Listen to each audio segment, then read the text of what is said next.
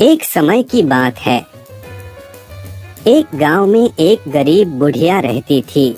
वह पूरी तरह से अकेले रहा करती थी। उसका कोई भी नहीं था, ना बाल बच्चे, ना कोई रिश्तेदार। सुबह शाम लोगों के छोटे मोटे काम किया करती थी, जिसके बदले लोग उसको पैसे, अनाज या खाने पीने का सामान दे दिया करते थे, जिसको खा पीकर वह अपना जीवन बिताया करती थी। वह अपने जीवन में पूरी तरह से संतुष्ट थी। उसे भगवान से किसी प्रकार का कोई गिला भी नहीं था। दूसरों के सामान के कारण बुढ़िया का घर पूरी तरह से सामानों से भरा हुआ था। एक बार की बात है, वे अपने घर को खोलकर घर के सामान को धूप दिखा रही थी। समय वहां से दो चोर जा रहे थे। जब उन्होंने देखा कि बुढ़िया के घर में तरह तरह का सामान भरा हुआ है, तो उन्हें बड़ा लालच आया और वे सोचने लगे कि इस घर में तो बुढ़िया अकेली रहती है, क्यों न हम आकर इसके घर को ही साफ कर दें। माना कि सामान पुराना है, लेकिन कुछ तो पैसा मिलेगा और यह बुढ़िया अकेली हमारा कुछ बिगाड़ भी नहीं पाएगी। चोरों ने बुढ़िया के घर को अच्छी तरह से देख लिया और समझ लिया कि उन्हें किस तरह से बुढ़िया के घर की सफाई करनी है। उसके बाद चोर अपने घर वापस चले गए। बुढ़िया बेचारी को सपने में भी यह ख्याल नहीं आया कि उसके घर में भी कभी चोरी हो सकती है, क्योंकि उसके घर में तो खुद के उसके कपड़े तक उसके नहीं थे।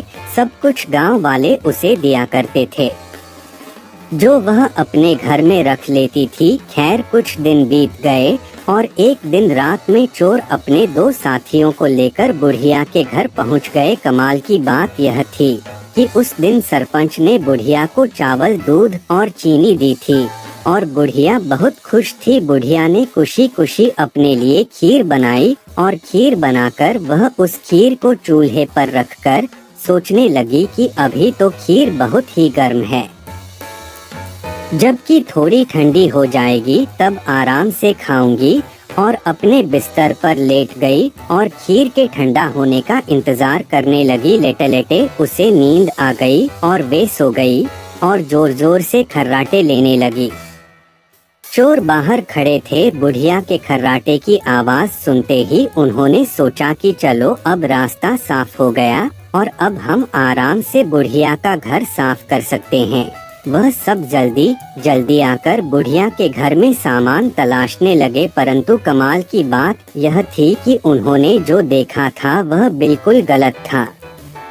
बुढ़िया का घर तो सामान से भरा हुआ था, किंतु एक भी सामान साबुत नहीं था। हर सामान टूटा फूटा, पुराना और खराब था।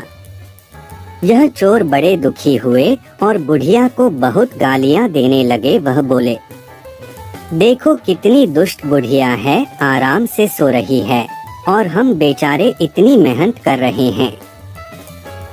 तभी दूसरे चोर की नजर चूल्हे पर रखी खीर पड़ी।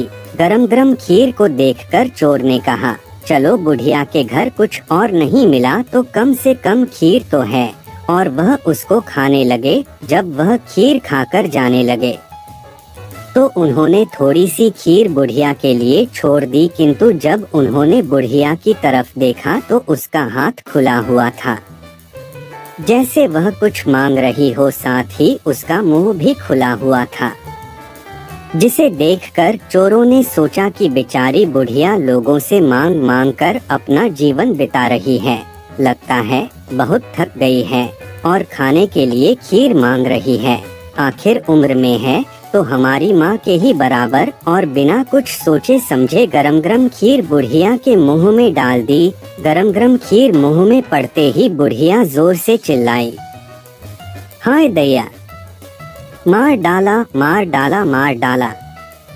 बुढ़िया की चीख सुनते ही चोर डर के जल्दी जल्दी छुपने लगे। जिसने मुंह में खीर डाली थी वह ऊपर जाकर छिप गया, एक चारपाई के नीचे और एक चारपाई के दाएं। बुढ़िया की चीख सुनते ही गांव वाले बुढ़िया के घर आ गए और पूछने लगे, क्या हुआ माँ? बुढ़िया बोली, मुझे क्या पता, ऊपर वाला जाने। यह सुनते ही ऊपर छिपा हुआ चोर बोला, अरे भला मैं क्यों जानूं तुम्हारी चारपाई के नीचे छिपा चोर ना जाने। यह सुनते ही चारपाई के नीचे वाला चोर बोला, मैं ही क्यों जानूं चारपाई के दाएं छुपा चोर क्यों ना जाने।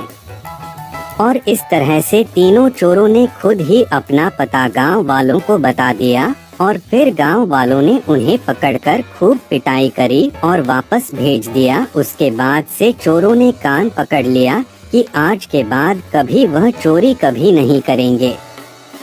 चोर चाहे जितनी भी कोशिश करे अपने आप को छुपाने की, लेकिन वह फिर भी पकड़ा जाता है। इसलिए हमें कभी चोरी नहीं करनी चाहिए और अपने बच्चों को यही सीख देनी चाहिए।